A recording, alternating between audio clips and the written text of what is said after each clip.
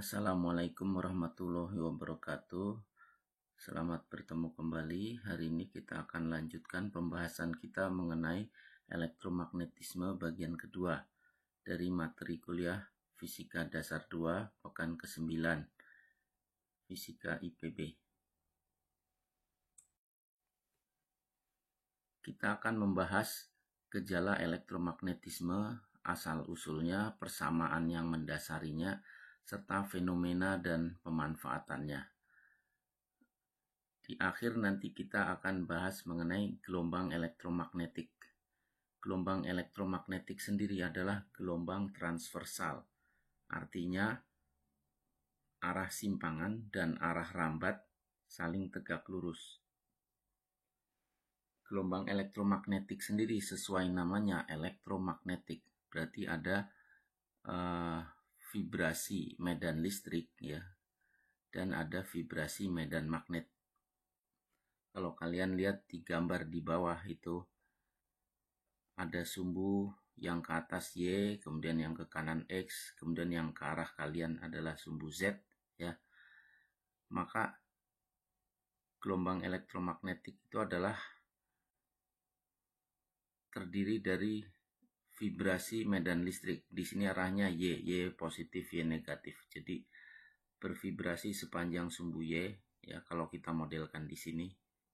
Kemudian medan magnetiknya bervibrasi arah sumbu Z ya. Jadi itu satu paket ya, ada medan listrik dan ada medan magnet. Kemudian arah rambatnya bagaimana? Arah rambat nanti ditunjukkan oleh namanya vektor pointing atau vektor S, vektor rambatan gelombang elektromagnetik, di mana arah vektor S itu adalah tegak lurus keduanya ya. Jadi kalau dinyatakan secara matematis, S arah rambat gelombang elektromagnetik sama dengan vektor E cross vektor B. S sama dengan E cross B. Kalau kita punya vektor E, vektor B, keduanya saling tegak lurus, maka vektor S tegak lurus keduanya. Maka kalau di dalam gambar tersebut kita lihat arah rambat tegak lurus E, tegak lurus B, berarti arahnya searah sumbu X ya.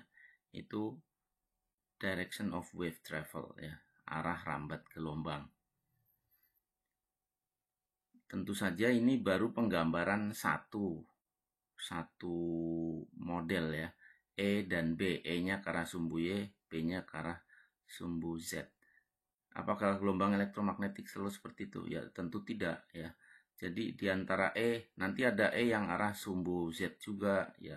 Nanti tinggal dirubah arahnya. Dan ini ada tak hingga ya, boleh dikatakan demikian E-nya. Jadi E-nya bukan cuma satu arah sumbu Y aja, tapi ada tergeser sedikit sekian derajat ke arah sumbu Z, sekian derajat. Kalau kamu gambar itu seperti sirkular ya, seperti lingkaran. Jadi bukan cuma satu saja, tapi itu ada tak hingga medan E, arahnya radial ya.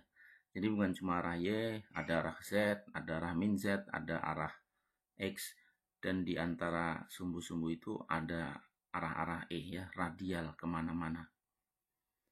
Kemudian gelombang elektromagnetik dapat menempuh materi maupun vakum ya.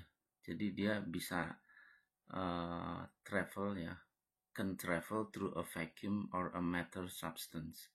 Jadi bisa melewati vakum, nggak ada apa-apa, atau melewati materi ya. Contoh paling mudah gelombang elektromagnetik itu cahaya. Cahaya, kalian bisa lihat cahaya di sini, kalian nyalakan senter atau laser, di tempat lain kalian lihat berkasnya. Kemudian kalian arahkan sinarnya ke kaca misalkan atau prisma ya, kalian bisa lihat, bisa melalui juga materi ya. Kemudian kecepatan gelombang elektromagnetik ya di ruang vakum itu namanya kecepatan cahaya, besarnya 3 × 10⁸ meter per second. Ya, ini kalau nanti kita belajar relativitas, ini bagian dari postulat relativitas Einstein ya, bahwa kecepatan paling maksimum di alam semesta ini adalah kecepatan cahaya atau kecepatan gelombang elektromagnetik. Kemudian gelombang elektromagnetik mempunyai spektrum yang sangat luas, mulai dari gelombang radio sampai gamma ray, ya, sinar gamma. Nah, untuk spektrum gelombang elektromagnetik sendiri bisa dilihat pada gambar ini. Gelombang radio panjang gelombangnya ribuan ratusan meter, ya. Kemudian microwave itu sentimeter, milimeter, ya. Kemudian infrared lebih kecil lagi, panjang gelombangnya udah mulai 10 pangkat min 5. Kemudian visible light itu masuk ke mikrometer atau ratusan nanometer. Kemudian ultraviolet, X-ray, dan gamma ray, ya. Jadi kalau dilihat dari segi panjang gelombangnya, kamu lihat yang biru itu, ya, panjang gelombangnya besar, ya. Kalau untuk radio microwave, makin kuat energinya, makin pendek panjang gelombangnya, makin sering, ya. Makin sering itu artinya frekuensinya makin besar, ya. Jadi frekuensi dan panjang gelombang kalian tahu kan berbanding terbalik, ya. Jadi untuk radio, gelombang radio panjang gelombangnya besar, frekuensinya rendah. Sebaliknya untuk gamma ray, sinar gamma seperti yang ada pada peluruhan nuklir, ya, itu panjang gelombang yang dikeluarkan kecil, frekuensinya sangat tinggi, energinya sangat tinggi, ya. Nah, ini makanya kalau kalian mendengarkan radio gitu, ya, itu sering terhalang kalau kamu dengar radio di alam terbuka gitu, ya, dekat dengan stasiun pemancar misalkan, sama kalian dengar di hutan atau di pemukiman atau di perkantoran yang padat seperti ini, ya, mungkin sinyalnya terhalang, ya, karena ukuran panjang gelombangnya setara dengan penghalang ini, apakah gedung-gedung, apakah pohon, dan sebagainya, ya. Sedangkan microwave, nah ini ukurannya ya sebesar serangga, maka kita mungkin bisa misalkan mengusir rayap atau mengusir serangga menggunakan gelombang microwave. Itu ada orang yang penelitian tentang itu, ya. Terus kemudian infrared bakteria ukurannya itu daerah visible light, ya. Jadi mungkin bagaimana memusnahkan bakteri yang mungkin digunakan gelombang, kalau nggak ultraviolet, visible light. Terus untuk memprobe atau melihat struktur molekul, ya, itu menggunakan ultraviolet, ya. Nah, kemudian untuk X-ray itu masuk ke atom, ya. Kalian tahu X-ray kalau mau foto tulang dan sebagainya, ya. Nah, itu artinya panjang gelombangnya harus cukup kecil, setara dengan ukuran atom supaya dapat citra di daerah situ. Karena misalkan tulang kita itu material, ya,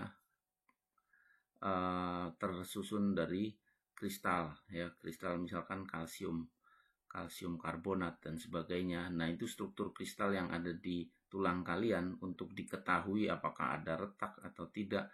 Nah, itu berarti skalanya skala atomik. Kalau ingin tahu, ya harus lihat gelombang yang ukurannya bisa melihat seukuran itu, ya, makanya digunakan X-ray. Kemudian kalau peluruan nuklir ada gamma ray. Ya, ini gambar ini saya peroleh dari link ini, silakan lihat sendiri. Mungkin lebih banyak keterangan yang bisa kamu lihat. Nah, yang mendasari dari gelombang elektromagnetik adalah persamaan Maxwell, ya. Jadi kalau di akhir abad 19, ya, tahun 1870-an, ya, itu saya nggak tahu Lord Kelvin atau Henry Poincaré, ya, dia menceritakan, ya, mungkin konsensus ilmuwan fisikawan saat itu, fisika sudah selesai. Kenapa? Karena masalah-masalah pergerakan, kinematika, dinamika itu sudah dihandle, bisa dijelaskan dengan baik menggunakan hukum-hukum Newton.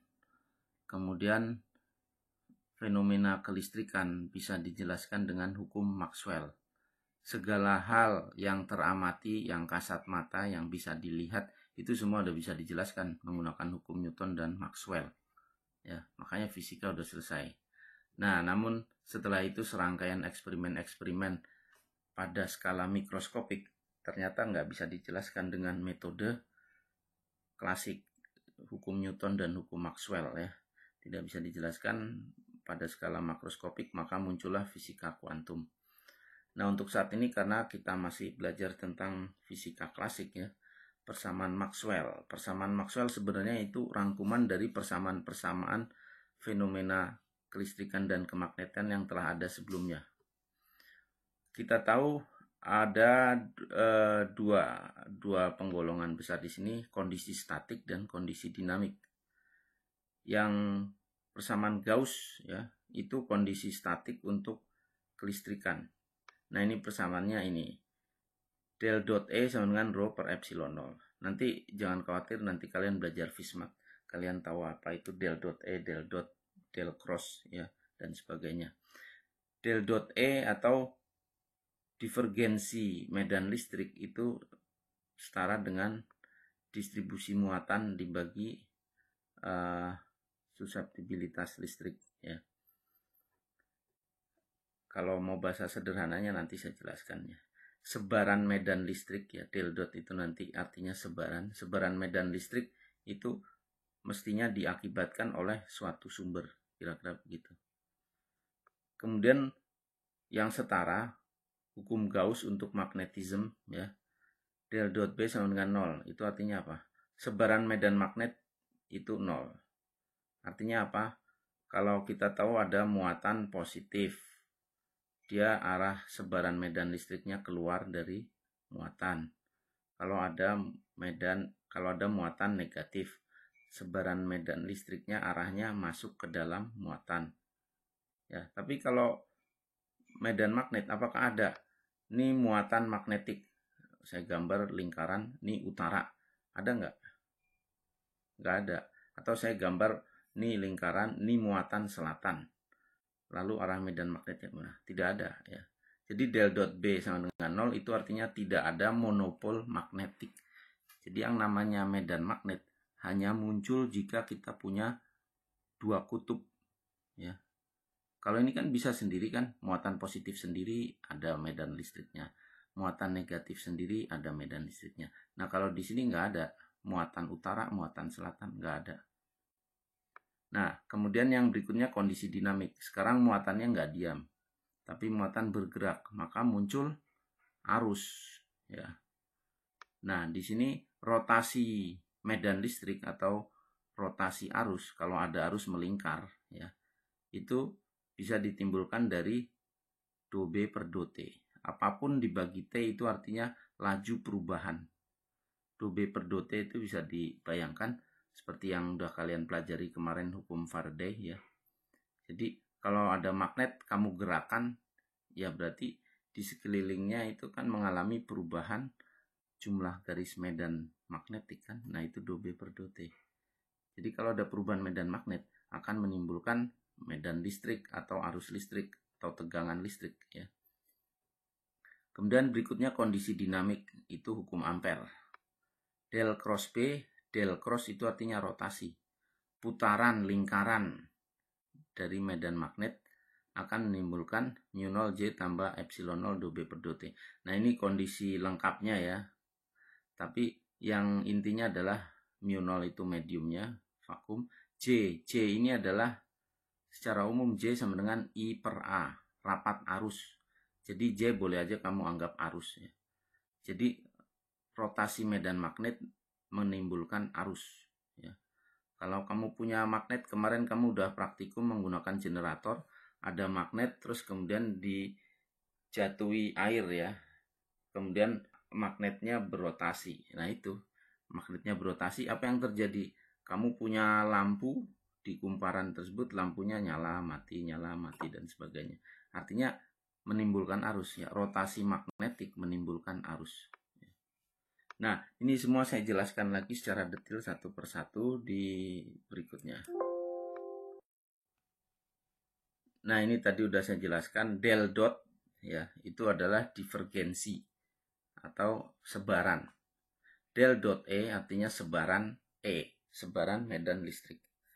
Kalau kamu ingat, ada muatan positif, arah medan listriknya kemana? Keluar secara radial, menyebar kemana-mana radial. Kamu tahu radial kan? Radial, radius, ya. Itu artinya pada jarak yang sama, besarnya sama.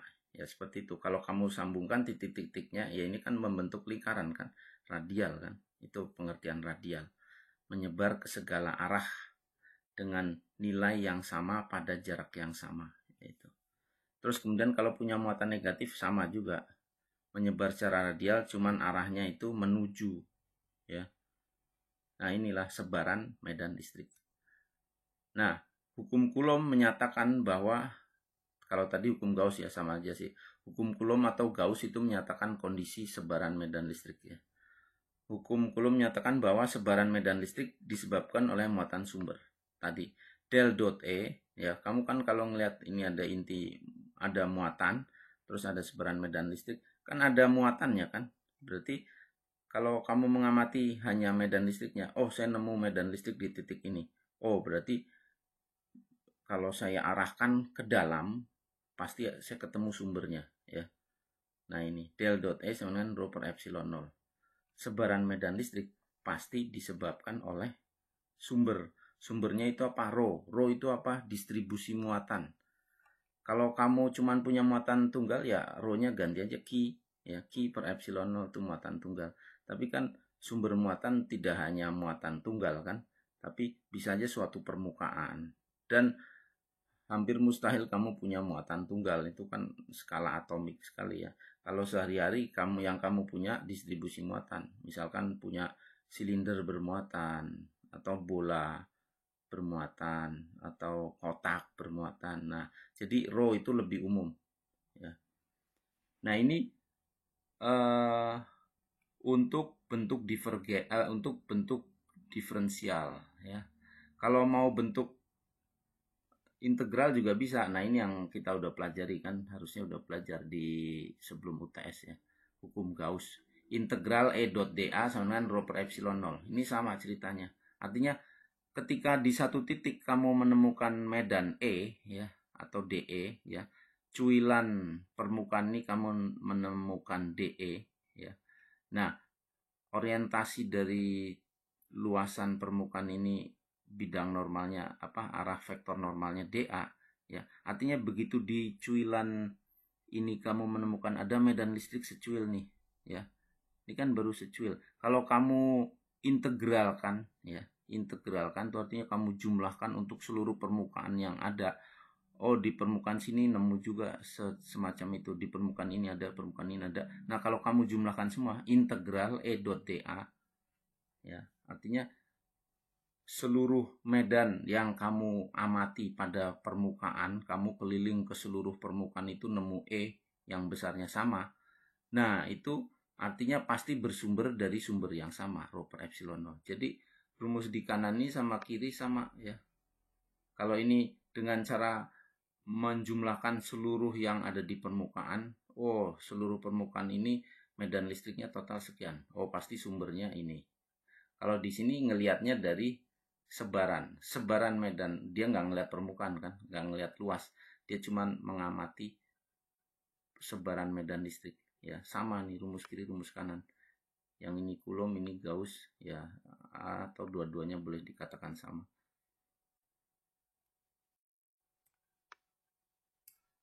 Nah yang berikutnya mengenai hukum kondisi statik juga ya, kondisi statik dari medan magnetik. Apakah ada kondisi statik dari medan magnetik ya? Jadi del dot B tadi, del dot itu ya, divergensi B itu sebaran medan magnet ya, diakibatkan oleh muatan magnetik sumber kalau ada ya.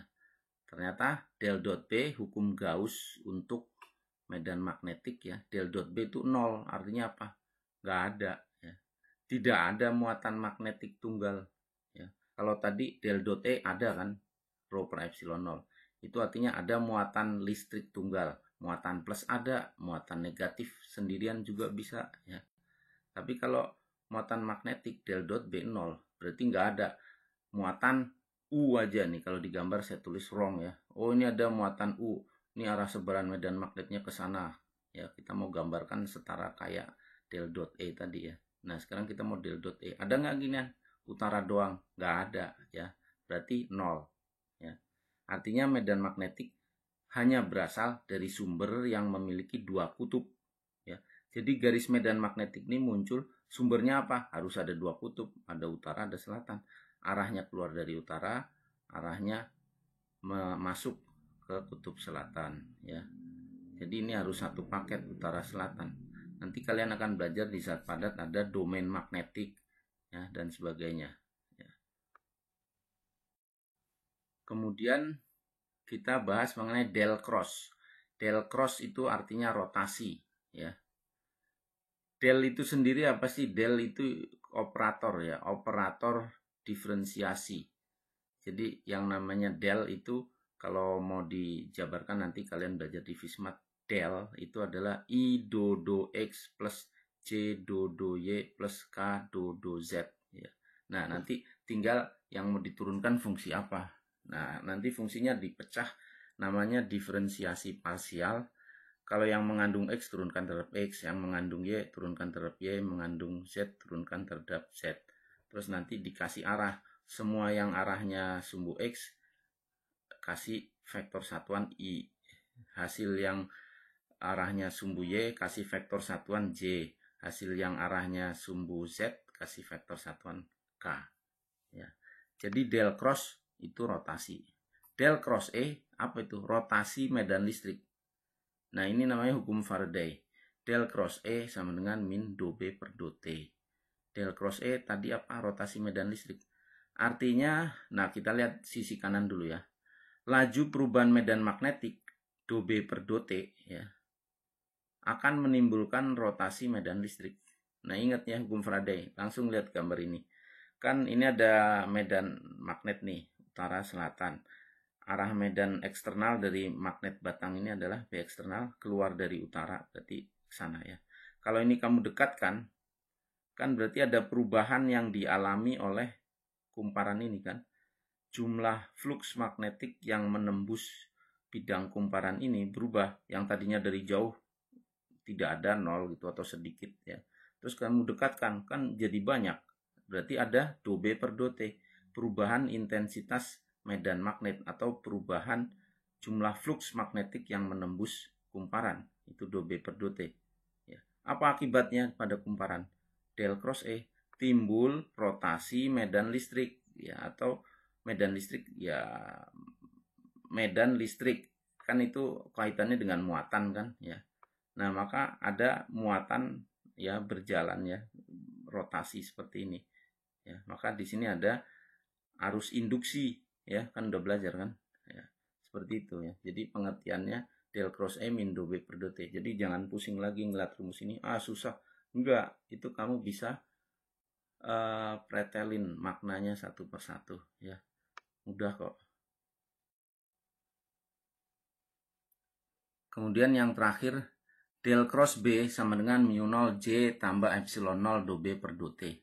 Nah, ini bentuk lengkapnya nanti kalau ada apa ya, displacement ya, medan listrik pada material. Kan kalau kita medan listrik E kaitannya dengan epsilon 0 itu kan di vakum. Tapi kalau di materi itu nanti ada medan listrik respon dari materi, itu namanya displacement. Nah, itu nanti munculnya di suku ini. Tapi yang secara umum kamu lihat, misalkan kita di vakum ya, del cross B sama dengan mu 0 kali C ya.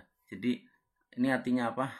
Rotasi medan magnet itu sama dengan arus ya. Nah, J itu rapat arus, I per A, arus per luas penampang, ampere per meter persegi. Jadi arti persamaan di atas itu apa? J arus ya akan menimbulkan medan magnet yang berotasi. Jadi rotasi medan magnet akan timbul jika ada arus ya, atau rotasi medan magnet akan menimbulkan arus ya, atau arus menimbulkan rotasi medan magnet, sama aja dibolak-balik ya. Nah, yang paling gampang ginilah. Arus akan menimbulkan medan magnet melingkar di sekitarnya. Ini kan hukum ampere ya. Ini hukum ampere, atau ya boleh dibilang yang kamu udah pelajari SMA Biot-Savart gitu ya. Jadi ada arus I, itu J berarti ya. Ada arus I di dalam ruang vakum, berarti mu 0 ya, mu 0 J. Terus apa? Di sekelilingnya ada del cross B, rotasi medan magnet. Kan arah medan magnetnya yang ditimbulkan kan tak hingga kan. Kalau di titik ini arahnya ke sana, di titik ini arahnya ke sana, di titik sini arahnya ke sana, dan seterusnya. Ada tak hingga arah medan magnet ya. Nah ini rotasi kan. B-nya bentuknya rotasi. Itu pengertiannya. Del cross B sama dengan mu 0 kali C tambah epsilon 0 dB per dot. Nah ini faktor untuk lebih lengkap ya kalau pada medium tertentu. Jadi itu pengertiannya. Nah ini saya dapat dari internet tapi bagus. Jadi Maxwell equation, persamaan Maxwell itu segala fenomena kelistrikan kemagnetan klasik yang kamu bisa amati secara kasat mata gitu ya. Itu bisa dituliskan dalam bentuk diferensial atau dalam bentuk integral. Tadi yang terkait dengan hukum Coulomb, hukum Gauss, del dot E rho per epsilon 0, kalau dalam bentuk integral, integral E dot dA sama dengan key enclosed, muatan yang diselubunginya ya. Jadi kalau di hukum Gauss yang bentuk integral, kamu nemu medan, cuilan medan listrik pada cuilan luasan ya. Nah, terus cuilan ini kamu jumlahkan pada seluruh permukaan. Nah, semua merujuk pada satu kesimpulan. Oh, pasti ada sumbernya. Apa itu? Key enclosed. Ada muatan sumber yang diselubungi oleh luasan ini. Key enclosed dibagi epsilon 0. Tadi rotasi medan listrik min do B per do T ini Faraday. Kalau dinyatakan dengan integral E dot TL ya, medan listrik sepanjang lintasan ya itu sama dengan min delta do B per do T dA. Nah, nanti dari diferensial ke integral ya, bentuknya ini gimana merubah, nanti kalian belajar di Fismat 1 ya.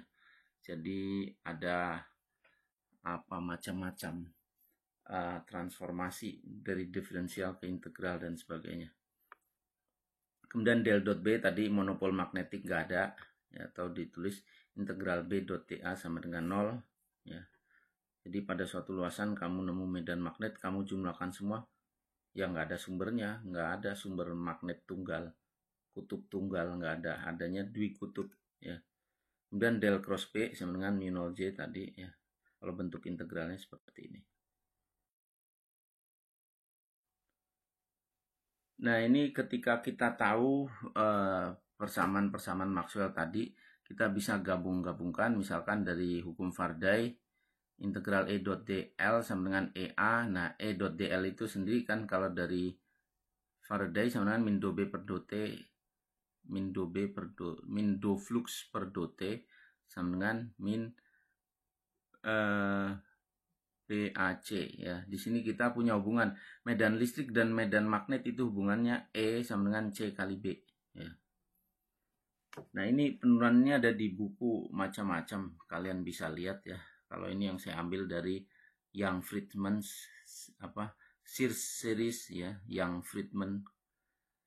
Kemudian dari hukum ampere, kalau tidak ada arus maka integral B dot TL mu 0 epsilon 0 do flux per do T sama dengan BA. Kalian bisa gabungkan di sini. Nah, dapat hubungan ini. Jadi kalian ingat aja ini hubungan antara medan listrik dan medan magnet, E sama dengan C kali B. Kemudian B itu sendiri mu 0 kali epsilon 0 kali E kali C. Di sini ada C, di sini juga ada C. Kamu bisa gabungkan sehingga bisa diperoleh kecepatan cahaya C sama dengan 1/akar epsilon 0 mu 0. Jadi Hertz ini secara teoritik ya. Kemudian bukti eksperimennya seperti apa? Hertz yang membuktikan secara eksperimen adanya medan magnet ya, Frank Hertz ya kalau nggak salah. Itu 2 orang mungkin ya. Itu menunjukkan kecepatan gelombang elektromagnetik. Nah, kecepatan cahaya tadi B sama dengan mu 0 epsilon 0 E kali C atau E sama dengan C kali B. maka C itu besarnya 1/akar epsilon 0 mu 0 atau 3 kali 10⁸ meter per second.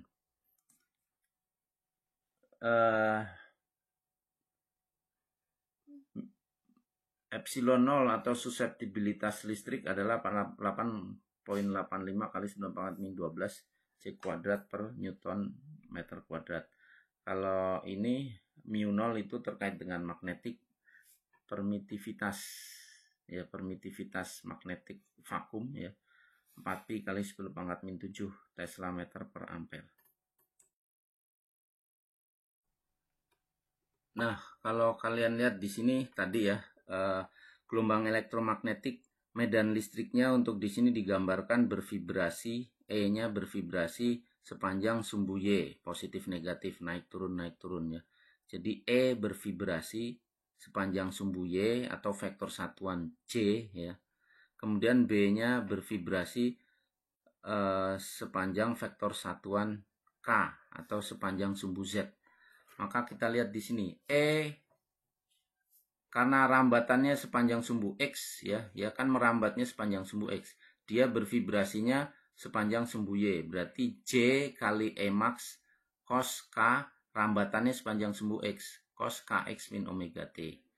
Sedangkan B juga merambatnya ke arah sumbu X ya. Dia berjalannya ke arah sumbu X ya, sumbu horizontal ini. Tapi dia naik turunnya bervibrasinya sepanjang sumbu Z atau vektor satuan K. Maka di sini dilihat penulisannya BXT sama dengan K.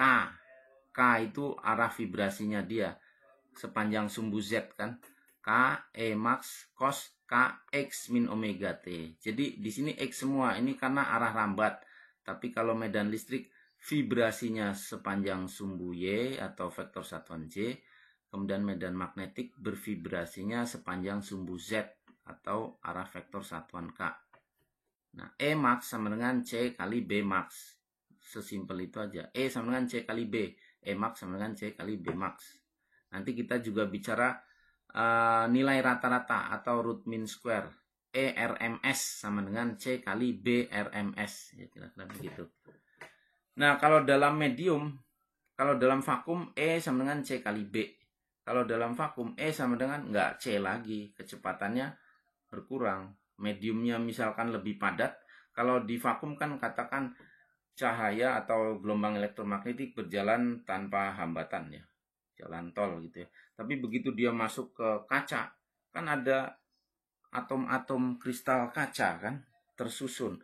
Nah, dia masuk ke jalur yang lebih padat gitu loh. Pasti ada interaksi antara gelombang elektromagnetiknya dengan elektron-elektron atau ion-ion yang ada di, atau atom-atom muatan-muatan yang ada di zat padat tersebut. Nah, pasti akan terhambat. Maka kecepatannya nggak lagi C, tapi V yang lebih rendah. Ya, V kali B. Nah, maka B di sini bisa dinyatakan bukan epsilon 0 mu 0 lagi, tapi E kali mu kali V kali E. Maka mu itu apa? Km kali mu 0 ya. Mu 0 nilainya sekian, Km nilainya sekian. Nih permitivitas magnetik ya dari suatu medium. E sama dengan K epsilon 0. Nah, ini susceptibilitas medium ya. Maka V sama dengan C per akar K kali M. Ya, ini cuman rumus turunan aja. Kemudian bagaimana energi yang dibawa dari gelombang elektromagnetik? Kita tahu secara umum waktu kalian belajar gelombang ya, energi yang dibawa dari suatu gelombang ya, itu berbanding lurus dengan amplitudo kuadrat ya. Karena kan kalian tahu pengertian pengertian gelombang ya. Gelombang adalah energi yang merambat. Gelombang adalah usikan yang merambat. Gelombang adalah gangguan yang merambat ya. Tapi intinya adalah gelombang adalah energi yang merambat. Nah, besar energi yang merambat tersebut ya bergantung pada gelombangnya itu seperti apa. Kalau gelombang tali, kalau talinya cuman amplitudonya kecil ya energinya kecil. Tapi kalau kalian gerakan tali dengan besar, amplitudonya kan besar. Nah, energi energi dari gelombang berbanding lurus dengan amplitudo kuadrat. Kalau gelombang elektromagnetik bagaimana? Karena gelombang elektromagnetik terdiri dari vibrasi medan listrik dan vibrasi medan magnet, maka bergantung pada E kuadrat dan bergantung pada B kuadrat. Ya. Nah, maka di sini ada yang namanya total energy density. Kerapatan energi total dari gelombang elektromagnetik. Itu kita sebut U. Itu adalah setengah epsilon 0 E kuadrat tambah 1/2 mu 0 B kuadrat.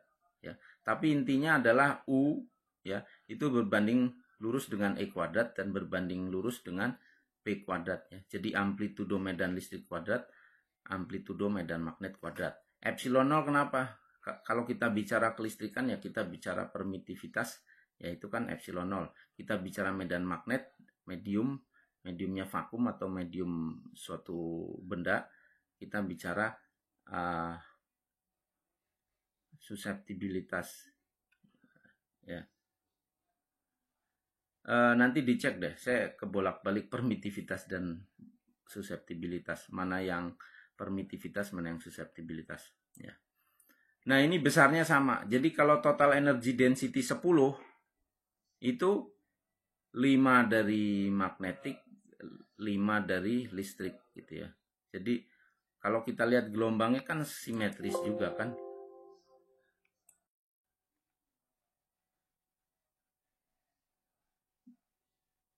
Jadi seperti itu. B sama dengan E per C atau U sama dengan epsilon 0 E kuadrat.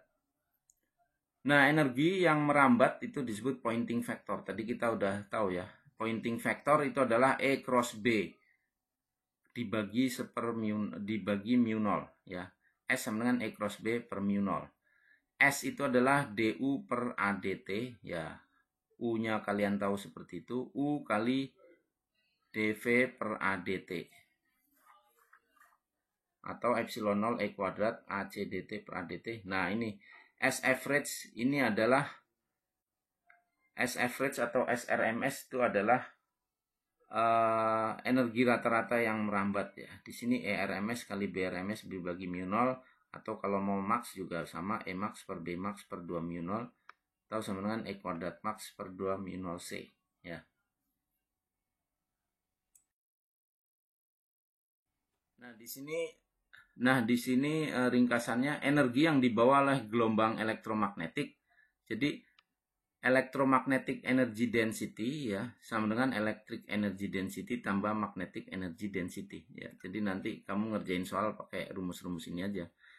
U sama dengan setengah epsilon 0 E RMS kuadrat tambah 1/2 mu 0 B RMS kuadrat. Ya, RMS sama max apa sih kaitannya? Ya, ini sama seperti waktu belajar arus bolak-balik. RMS sama dengan E max per akar 2 ya.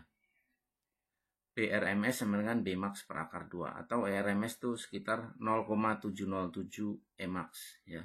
Jadi rata-rata ya, mau rata-rata medan listrik atau rata-rata medan magnet itu sekitar 70% dari medan listrik maksimum atau medan magnet maksimum ya. Nah, U itu nilainya ya setengah dari medan listrik, setengah dari medan magnet. Atau kalau ini kan kerapatan, kalau energinya sendiri yang dibawa ya dikali C ya, S sama dengan C kali U. Berarti ini rumus yang akan kalian sering pakai. S sama dengan setengah C epsilon 0 E RMS kuadrat tambah 1/2 mu 0 C B kuadrat RMS ya. Nah, ini energinya ya, watt, satuan energi apa, joule per second ya, watt ya. Energi ini kalian yang penting tahu bahwa energi total ini pasti setengah dari listrik, setengah dari magnetik. Nah, ini kalian bisa lakukan contoh ya. Laser industri digunakan untuk melobangi metal ya. Memiliki average intensity of light, S-nya diketahui 1,23 kali 10⁻⁹ watt per meter persegi. Jadi S tadi watt per meter persegi ya, intensitas. Nah, pertanyaannya berapakah nilai efektif dari BRMS? Nah, tinggal dilihat saja S itu sama dengan 1,23 kali 10⁻⁹ watt per meter persegi. di rumus di PPT sebelumnya kan ada S sama dengan bla bla bla E kuadrat tambah bla bla bla B kuadrat. Nah, itu setengah-setengah. Berarti kalau yang terkait dengan B tadi, suku S, suku intensitas yang berasal dari medan magnetik setengahnya. 1,23 kali 10 pangkat 9 watt per meter persegi, itu setengahnya berapa? Itu miliknya B, ya. Nah, udah tahu angkanya, nah disamakan dengan ini, cari BRMS-nya. Kalau BRMS tahu, Bmax tinggal kali akar 2. Ya. Terus kemudian lihat yang RMS dan seterusnya. Udah ya. Nah, ini materi tambahan intensity and radiation pressure, tekanan radiasi. Jadi radiasi itu bisa menekan. Kok bisa sih, kok gelombang menekan bagaimana? Nah, nanti kalian di fisika modern, di fisika kuantum, kalian akan pelajari bahwa gelombang elektromagnetik, apakah itu cahaya, itu bukan cuma gelombang, tapi bisa kita asumsikan ya, kalau di dunia mikroskopik itu bisa kita bayangkan seperti partikel ya, yang namanya foton. Nah, kalau kita bayangkan dia seperti partikel, seperti bola gitu ya, kalau dia bergerak, dia mengenai sesuatu kan akan ada tekanan kan ya. Nah, tekanan radiasi. Nah, nanti aplikasinya macam-macam ya. Tekanan radiasi itu kita bisa geser-geser di skala atomik, mau geser atom atau geser molekul pakai radiasi itu bisa ya. Optical tweezer dan sebagainya nanti kalian pelajari. Nah, itu bagaimana? Ya, intensitasnya secara umum kalau secara klasik setengah epsilon 0 C E kuadrat max ya. Ya, ini kan sama aja tadi ya. I intensitas itu sama aja dengan S yang tadi kalian baru pelajari ya. Nah, ini bisa ngambil dari medan listriknya, kalau mau dari magnetik juga sama. I secara umum P per A ya. Nah, kalau mau cari P ya ini bisa dilihat ya. S average dibagi C atau seperti ini ya. Ini akan terpakai nanti terutama kalau kalian belajar mekanika statistik ya, ketika gejala klasik kamu hubungkan dengan gejala mikroskopik terus kamu gunakan pendekatan statistik, nanti ya terpakai ini. Foton itu nanti masuk distribusi apa? Distribusi Maxwell-Boltzmann atau Fermi-Dirac atau Bose-Einstein. Nah, nanti ini terpakai rumus ini untuk pembuktian. Ya, kira-kira itu dulu materi hari ini.